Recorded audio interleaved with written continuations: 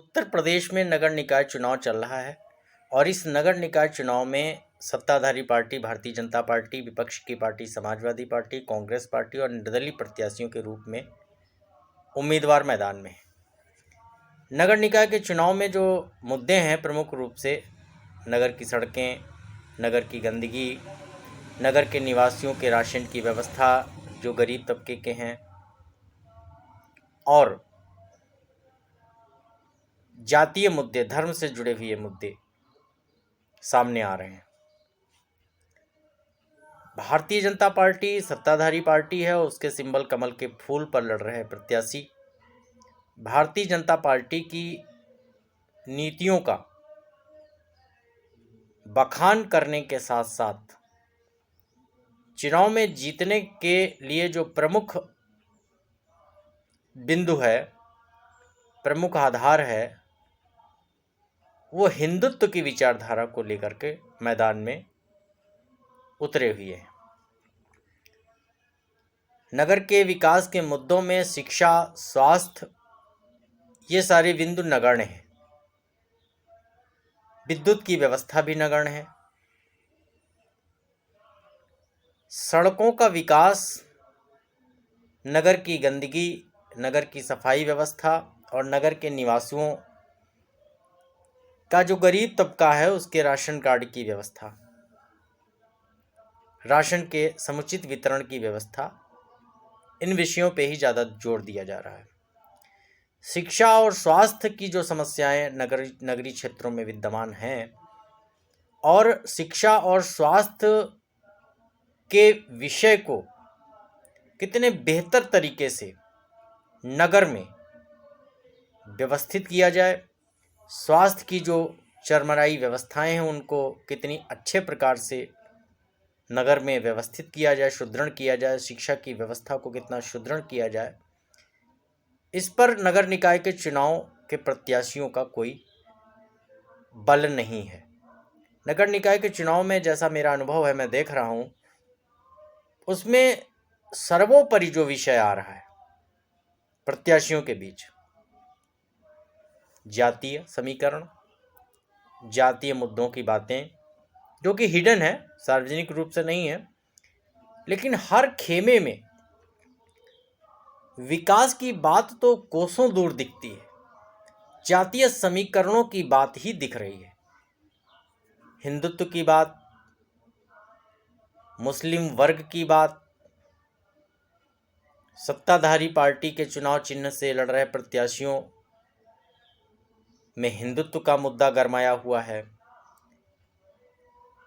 हिंदुत्व की विशेषताएं, हिंदुत्व की बातों पे जोर देने का प्रयास नगर निकाय के चुनाव के भारतीय जनता पार्टी के प्रत्याशियों के बीच में दिख रही है। वहीं विपक्ष के जो व्यक्ति हैं, समाजवादी पार्टी के चुनाव चिन्ह से लड़ रहे, वो वर्तमान सरकार की खामियों को बताने की अपेक्षा जातीय मुद्दों को उठाने और उनको भुनाने का पूरा जोड़तोड़ प्रयास कर रहे हैं। नगर की जो मूलभूत समस्याएं होती हैं, शिक्षा, स्वास्थ्य, विद्युत, सफाई, इनमें से सफाई की व्यवस्था, नगर की सफाई की व्यवस्था और नगर की सड़कों की व्यवस्था, सार्वजनिक वितरण प्रणाली, राशन प्रणाली की बात, ये बिंदु तो हैं और ये बिंदु अति सामान्य बिंदु होते हैं। बजट आता है हर निकाय में तो सड़कें तो बनेंगी ही, नाले साफ होंगे ही होंगे, वरना सरकार का जो बजट है उसका प्रयोग कैसे होगा। लेकिन नगरीय ढांचे को मजबूत करने के लिए सबसे अहम विषय जो हैं वो है शिक्षा और स्वास्थ्य। लेकिन इन दो महत्वपूर्ण बिंदुओं पर नगर पंचायत चुनाव से लेकर नगर निगम के चुनाव तक भी मुद्दे नहीं उठ रहे हैं।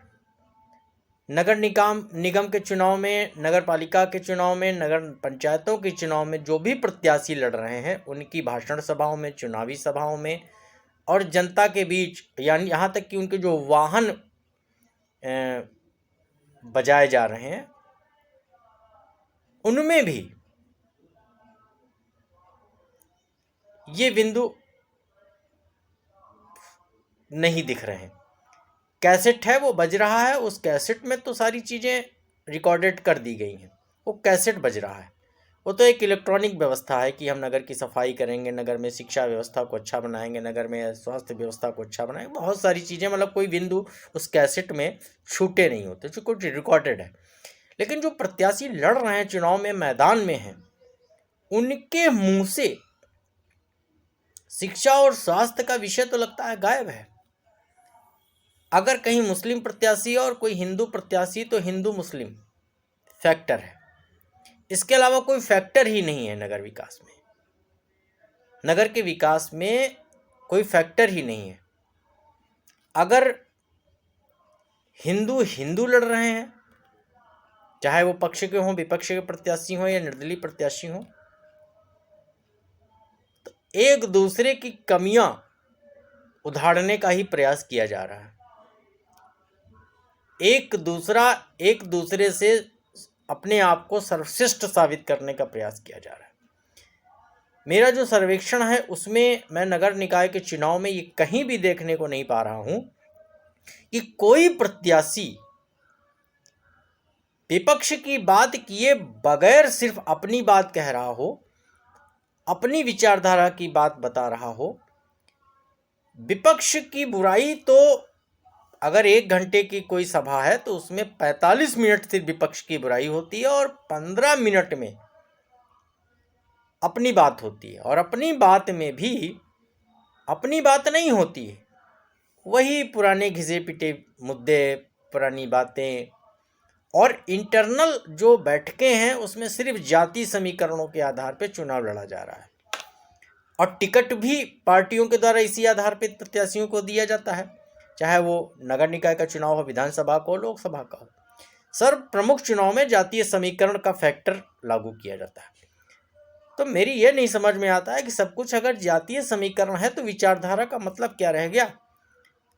यानी वोट जाति के आधार पर यदि मिल रहा है तो मुद्दों की बात तो होनी नहीं चाहिए, मुद्दे खत्म हो गए।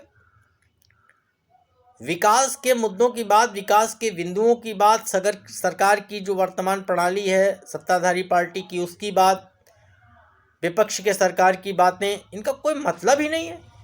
अगर सब कुछ जातीय समीकरण मुख्य हैं कि भाई मुस्लिम है बाहुल्य तो वहाँ पे सिर्फ मुस्लिम ही होगा, अगर कोई हिंदू खड़ा हो जाएगा तो वो जीतेगा नहीं। हिंदू कितना भी अच्छा हो, कितना भी ईमानदार हो, कितना भी कर्मठ हो, लेकिन मुस्लिम बाहुल्य इलाकों में हिंदू को टिकट नहीं दिया जाएगा, मुस्लिम को दिया जाएगा, क्योंकि मुस्लिम मुस्लिम को देगा। तो क्या विचारधारा का कोई मतलब ही नहीं चुनाव में। अगर हिंदू वर्ग किसी क्षेत्र में ज़्यादा है, हिंदू जाति समीकरण ज़्यादा है, तो हाँ मुस्लिम नहीं जीतेगा, क्योंकि हिंदू हिंदू को वोट देगा। तो जब सारा चुनाव जातीय समीकरणों के आधार पे है तो फिर मुद्दे कहाँ चले गए।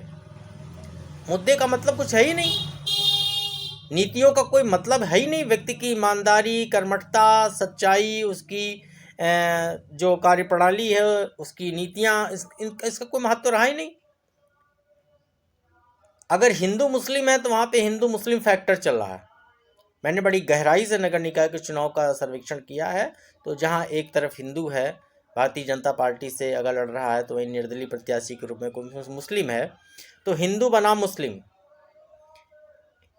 किसके अंदर कितनी इंसानियत है, कितनी अच्छाई है, कौन बुरा है, किसका नैतिक रूप से पतन हो चुका है, कौन अपनी नैतिकता को मेंटेन रखे हुए है, कोई भी चर्चा, कोई भी बात इस विषय पे नहीं होती है। अगर हिंदू प्रत्याशी बहुत अच्छा है और उसके समकक्ष किसी दूसरे वर्ग का, जाति का व्यक्ति बहुत खराब है, लेकिन वो सशक्त है, उसका जाति समीकरण मजबूत है, तो जीतेगा वही। तो भाई कहाँ रह गई प्रत्याशियों की इंसानियत, प्रत्याशियों की ईमानदारी, प्रत्याशियों की कर्मठता? सिर्फ बैनर में लिखवाने के लिए कि ईमानदार, कर्मठ, कर्तव्यनिष्ठ, शिक्षित, ये सिर्फ स्लोगन हो गए। तो बड़ा दुर्भाग्य का विषय है, नगर निकाय के चुनाव में जहाँ से नगरीय विकास की बात होती है और वो बड़े शहरों तक जाती है, कि चुनाव पूरी तरीके से जातीय समीकरणों के आधारित है, चुनाव धन बल पे आधारित है, वोटों की खरीद फरोख्त पे आधारित है, ना कोई नीतियां हैं, ना कोई सिद्धांत है, ना कोई मानक है, ना प्रत्याशियों के चरित्र और चिंतन का मूल्यांकन है, कहीं कुछ नहीं है। सत्ताधारी पार्टी का प्रत्याशी है, जिसकी सरकार है, वो सरकार के सिंबल से चुनाव लड़ रहा है, तो प्रशासन का पूरा उद्देश्य है कि वो प्रत्याशी जीतना चाहिए, क्योंकि भाई उसको सत्ताधारी पार्टी ने सिंबल दिया है, सत्ताधारी पार्टी का वो प्रत्याशी है, तो उसको जिताना है, चाहे जैसे जिताना है। तो खैर ये तो एक राजनीति की बात हो गई,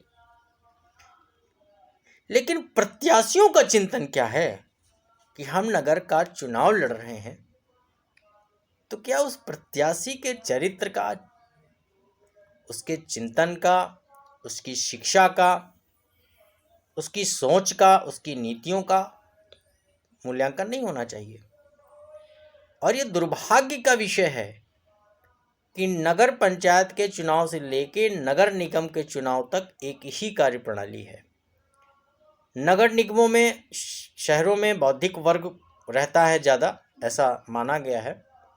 नगरीय क्षेत्रों में, नगरीय पंचायत क्षेत्रों में शिक्षा का स्तर थोड़ा कम होता है, ज़्यादा कम होता है, यानी शहर है तो वहाँ बौद्धिक वर्ग है, पढ़ा लिखा समाज है। लेकिन जो क्षण के विचारधारा आ रही है वो यही है, नंबर 1 जातीय समीकरण, हम हिंदू हैं तो हिंदू को देंगे, मुस्लिम हैं तो मुस्लिम को देंगे, वर्मा जी हैं तो वर्मा जी को देंगे, हिंदू को नहीं देंगे, ठाकुर साहब हैं तो ठाकुर साहब को देंगे, बनिया हैं तो बनिया को देंगे। अरे भाई क्यों? क्या दूसरे जाति का वर्ग अच्छा नहीं हो सकता? हमारी जाति का वर्ग व्यक्ति चुनाव में खड़ा है लेकिन बहुत ही दूषित मानसिकता का है, लेकिन हम वोट उसी को देंगे, जबकि उसकी मानसिकता बहुत ही खराब हो। तो जिसकी मानसिकता खराब होगी वो चुनाव में विजयी होने के बाद वो उसी मानसिकता के अनुरूप काम करेगा, ये तय है। सारा खेल मानसिकता का होता है। यदि हम किसी भी प्रत्याशी को चुनाव में जिता देते हैं जिसकी मानसिकता बहुत ही खराब हो, तो वही कार्य करेगा, वैसा ही कार्य करेगा नगर क्षेत्र में चुनाव जीतने के बाद जैसी उसकी मानसिकता होगी। तो चुनाव में प्रत्याशियों को समर्थन देने से पहले, वो किसी भी जाति के हों, जनता को इस बात पे विचार करना चाहिए कि जो प्रत्याशी है, चाहे वो सत्ताधारी पार्टी का हो, विपक्ष का हो या निर्दलीय, उसकी मानसिकता कैसी है, डेवलपमेंटल मेंटलिटी है, विकास की मानसिकता है या विनाश की मानसिकता है। वो जनता की सेवा के लिए, जनता के जीवन के विकास के लिए, नगर के उन्नतीकरण के लिए काम करेगा या स्वयं अपना महला दुमहला बनाएगा। अब जब इतनी पैसे की व्यवस्था खर्च करके कोई व्यक्ति चुनाव जीतेगा, मैंने तो सुना है कि 20-20 लाख, 1-1 करोड़ के टिकट भी हैं। नगर पंचायत का चुनाव का प्रत्याशी है, अगर उसको टिकट मिला है रूलिंग पार्टी से, तो उसे काफ़ी मतलब समझना पड़ा है, और उसके बाद चुनाव लड़ने के लिए बहुत कुछ समझना पड़ेगा। तो फिर नगर का विकास कैसे होगा ये भी समझना पड़ेगा। सामान्य व्यक्ति के लिए चुनाव लड़ना असंभव हो गया है। अगर आपके पास पर्याप्त मात्रा में धन बल नहीं है तो आप चुनाव लड़ने के लिए सोचिए ही मत। समाज का विकास, समाज सेवी होने की विचारधारा राजनीतिक रूप में आकर के धन से कमजोर व्यक्ति के लिए तो बहुत ही मुझे असंभव प्रतीत होती है। सामान्य वर्ग का व्यक्ति तो राजनीति में आने के लिए सोचे ही नहीं, जबकि यह कहा गया था कि राजनीति उस व्यक्ति के लिए सर्वश्रेष्ठ प्लेटफॉर्म है जिसकी सामाजिक विचारधारा है, जो समाज के लिए कुछ करना चाहता है, लोगों के लिए कुछ करना चाहता है। लेकिन भाई अब तो बहुत मुश्किल है, सब कुछ पैसा हो गया है और सब कुछ होगी ही जाति। ना व्यक्ति की सज्जनता का, ईमानदारी का, ना उसके सिस्टम का, वो किस तरीके से उसने प्लानिंग की है, किस तरीके से वो नगर के क्षेत्र के विकास के बारे में सोच रहा है, कहीं कुछ नहीं है। कौवा कान ले गया तो कान ले गया, देखना नहीं है कि कान लगा हुआ है कि नहीं लगा हुआ है। सब कुछ इसी तरीके से चल रहा है। तो मित्रों, नगर निकाय के चुनाव में जो मैंने अनुभव किया, जो मेरा सर्वेक्षण था, वो मैंने इस वीडियो में व्यक्त कर दिया है। कोई विकास के मुद्दे नहीं है, सिर्फ ढकोसलेबाजी है, सिर्फ एक स्टंट है। सब कुछ जातीय समीकरणों के आधार पर चुनाव लड़ा जा रहा है। सत्ताधारी पार्टियां अपने को विजयश्री दिलाने में हर तरीके से प्रयास कर रही हैं और विपक्ष अपना प्रयास कर रहा है, निर्दलीय प्रत्याशी अपना प्रयास कर रहा है, लेकिन मूल आधार वही जातीय ढांचा है, धनबल है और कुछ नहीं है। ये विकास के जो बिंदु हैं, विकास के जो घोषणा पत्र हैं, ये सिर्फ चोचलेबाजी और कुछ नहीं है। जो जीता वही सिकंदर।